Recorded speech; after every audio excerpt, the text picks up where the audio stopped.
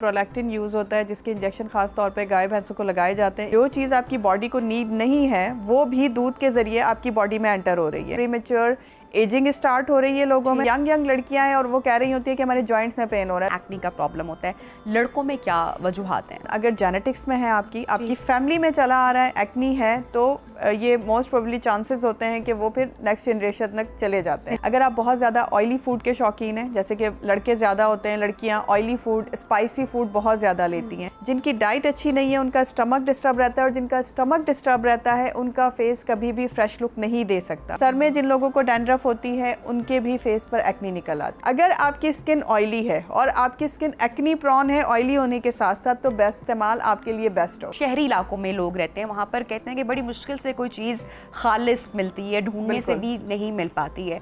तो ऐसे में जो बच्चे दूध वगैरह, घर का खुला दूध कहते हैं कि बेहतरीन दूध होता है जो गाय का इस्तेमाल किया जा रहा होता है, लेकिन फिर बहुत सारी डॉक्यूमेंट्रीज़ या न्यूज़ चैनल्स पे हमने बहुत बार ऐसी खबरें भी देखी कि किस तरीके से दूध में गंदे पानी का इस्तेमाल किया जा रहा होता है, मिलावट शुदा होता है, प्लस फिर गाय को किस तरह से इंजेक्ट किया जा रहा होता है, उसके खाने का ख्याल नहीं किया जा रहा होता, और उनको पता नहीं कौन कौन से हार्मोन्स के टीके लगाए जा रहे होते हैं जिससे मिल्क कंजप्शन जो है, वो प्रोडक्शन जो है वो बढ़ जाती है।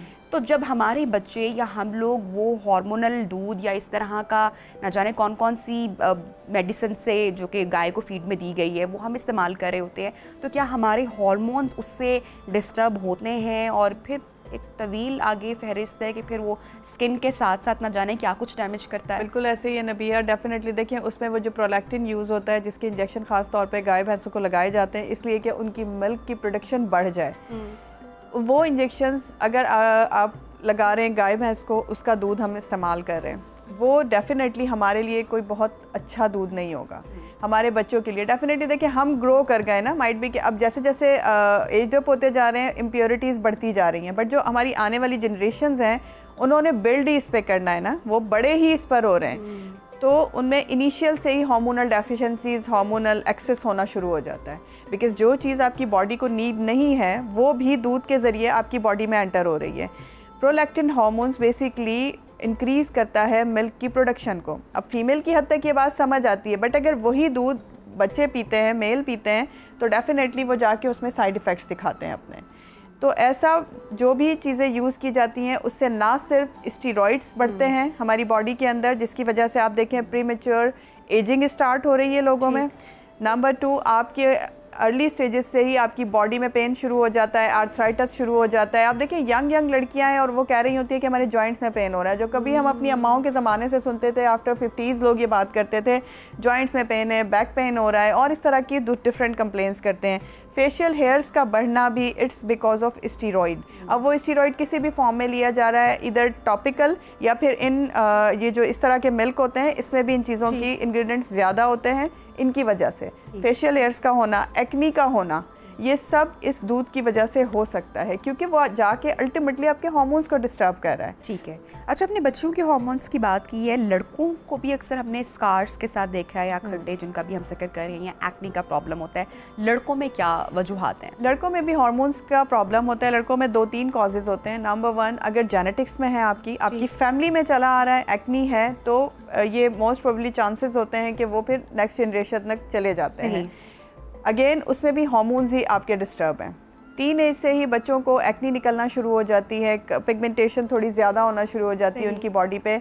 इन सब का कॉज हार्मोन्स होते हैं। तो जिस तरह फीमेल में, लेकिन ज़रा फीमेल में इसलिए ज़्यादा होते हैं कि उसमें ना सिर्फ एक्नी होती है बल्कि और प्रॉब्लम्स भी शुरू हो जाते हैं। लेकिन मेल्स में ज़्यादातर एक्नी, और अगर एक्नी बैड अपनी सिचुएशन पे आ जाती है, अगर आप प्रॉपर्ली ट्रीट नहीं करवा रहे हैं, अर्ली स्टेज से आपने एक्नी को कवर नहीं करवाया, तो फिर वो स्कार्स में कन्वर्ट हो जाती है। हार्मोन्स के अलावा जिनके डिस्टर्ब नहीं है, हमारे से कौन सी गलतियाँ कर रहे होते हैं कि हमारी स्किन पर इतनी बुरी एक्नी होती है? एक तुम शायद मैं भी शेयर करना चाहूँगी कि जब मैं मेकअप रिमूव ठीक से नहीं कर पाती हूँ तो मुझे नेक्स्ट डे लाजमी कहीं ना कहीं कोई ना कोई पिंपल ज़रूर बनता है। तो मेकअप रिमूव करना, या हम प्रॉपर एक मेथड के तहत क्लीनिंग नहीं कर रहे होते अपने फेस की, इसके अलावा और कौन कौन सी गलतियाँ हम करते हैं? देखिए ये सारी ऐसी चीज़ें हैं, हमारी डेली डाइट, बहुत डिपेंड करती है कि आप जो खा रहे हैं वो क्या है। अगर आप बहुत ज़्यादा ऑयली फूड के शौकीन हैं, जैसे कि लड़के ज़्यादा होते हैं, लड़कियां ऑयली फूड, स्पाइसी फूड बहुत ज़्यादा लेती हैं, इन दोनों कॉजेज़ की वजह से आपकी डाइट अगर डिस्टर्ब है, आपकी डाइट प्रॉपर नहीं है, तो ये अल्टीमेटली जाके आपके स्टमक को डिस्टर्ब कर देती है। जिनकी डाइट अच्छी नहीं है उनका स्टमक डिस्टर्ब रहता है, और जिनका स्टमक डिस्टर्ब रहता है उनका फेस कभी भी फ्रेश लुक नहीं दे सकता, उन्हें एक्नी निकल सकती है। उसके अलावा दूसरा कॉज आपने खुद बताया कि अगर आप डेली मेकअप वेयर करते हैं और उसे प्रॉपर्ली रिमूव नहीं करते तो भी आपको एक्नी निकल सकती है।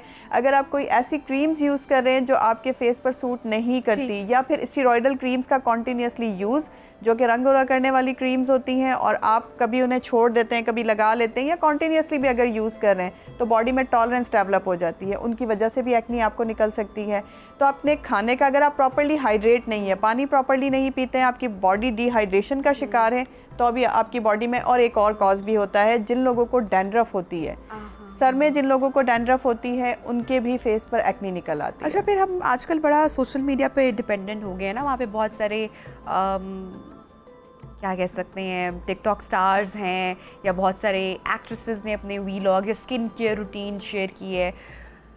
ऐसे में हम फ़ौरन से पहले किसी की वीडियो देखते हैं और हम भूल जाते हैं कि that person must be having good genes, या अच्छी जीन्स होंगी, या उसकी स्किन की टाइप क्या है, वो सोचे समझे बगैर हम वो प्रोडक्ट भी ऑर्डर कर रहे होते हैं और घर में किचन में वो टोटका भी कर रहे होते हैं। फॉर एग्जांपल, मक्खन मलाई लगाने से सुना है कि स्किन बड़ी अच्छी होती है।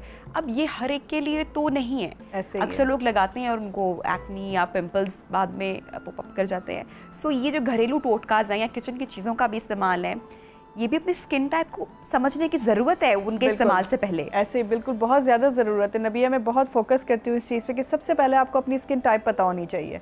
इसलिए आप किसी के कहने पर या किसी के सुने सुनाए पे आपने ये बिल्कुल नहीं करना कि वो ये चीज़, आप ये चीज़ यूज़ कर रहे हो और ये आपकी स्किन बहुत अच्छी हुई है तो मैं भी यूज़ कर लूँ, क्योंकि माइट भी आपकी स्किन टाइप ऑयली हो, मेरी ड्राई है, या आपकी ड्राई हो, मेरी ऑयली हो। सो डिफरेंट स्किन टाइप्स के लिए घरेलू टोटके भी डिफरेंट होते हैं। फॉर सपोज़ मैं एक छोटे से बात बताती हूँ कि अगर जैसे बेसन है, बहुत सारे लोग, हमारी अम्माओं के ज़माने में बड़ा फ्रिक्वेंटली यूज़ किया जाता था फेस को वॉश करने के लिए। बेसन आप यूज़ कर सकते हैं, बट बेसन बहुत अच्छा है ऑयली स्किन वालों के लिए। अगर आप डेली बेसिस पर बेसन से अपने हाथ वॉश करते हैं, मैंने खुद से एक्सपेरिमेंट ऐसे किया, कभी बेसन यूज़ नहीं किया, बट आपने देखा रमज़ान में स्पेशली जब हम बहुत ज़्यादा डेली बेसिस पे पकोड़े बना रहे होते हैं, बेसन का मिक्सचर तैयार कर रहे होते हैं, आप बिलीव करें विद इन अ वीक जो है ना, बहुत ज़्यादा हाथों से यूज़ होती है, वो हाथों से बन रहा होता है, तो लिटरली मुझे अपने हाथों में फ़र्क महसूस होता है, बहुत सॉफ्ट हो जाते हैं।